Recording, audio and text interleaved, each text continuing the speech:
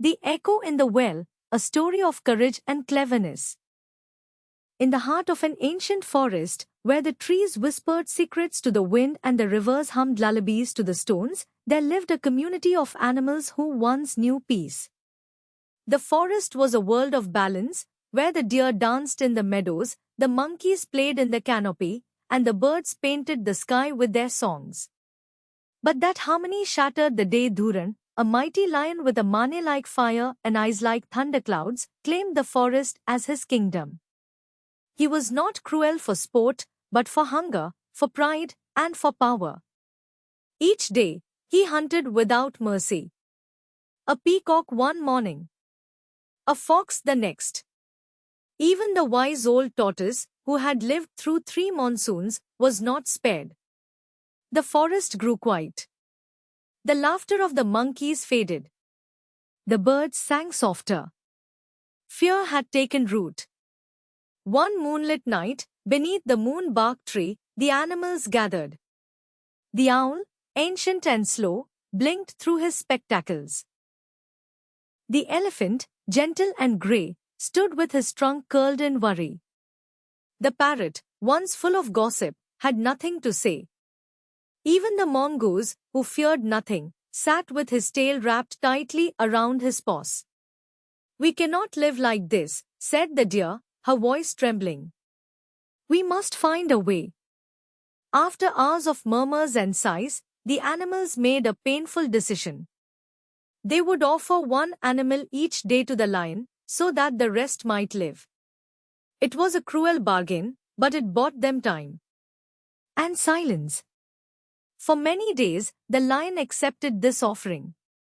He waited in his cave, and each morning, a trembling creature arrived. He ate without question, without thanks. Then came the 21st day.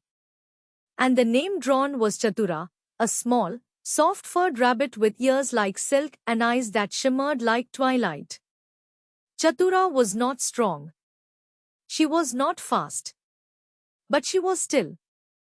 And in her stillness, she saw what others missed. That morning, she did not cry. She did not run. She sat beneath a neem tree, watching the sunlight dance on the leaves. And then, she smiled. She had a plan.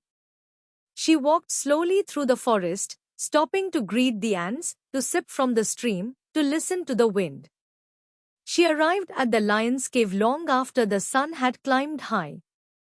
Dhuran rode, shaking the stones. "You are late," he growled. "And small. I should eat too to make up for it." Chatura bowed low. "Forgive me, O king. I was delayed by another lion." The cave fell silent. "Another lion?"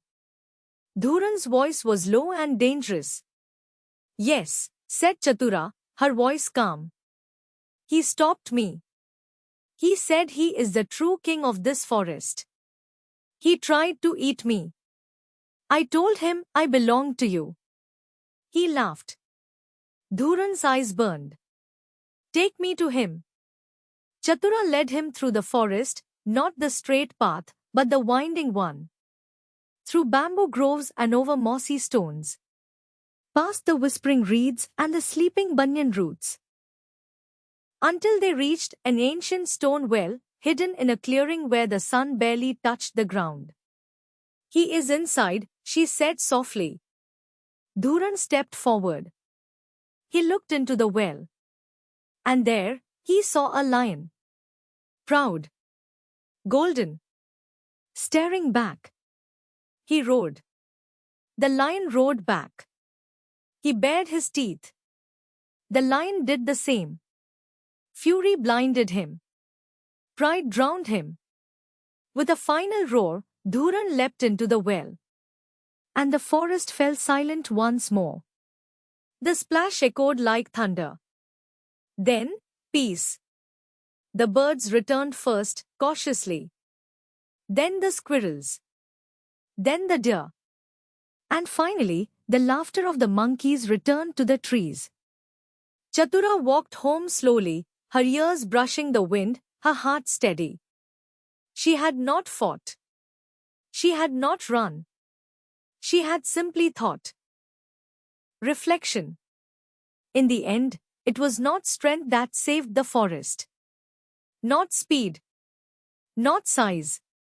But stillness. And a mind that saw clearly. Thanks for watching. Please like, share and subscribe. ALP Academy, learn lightly, grow deeply.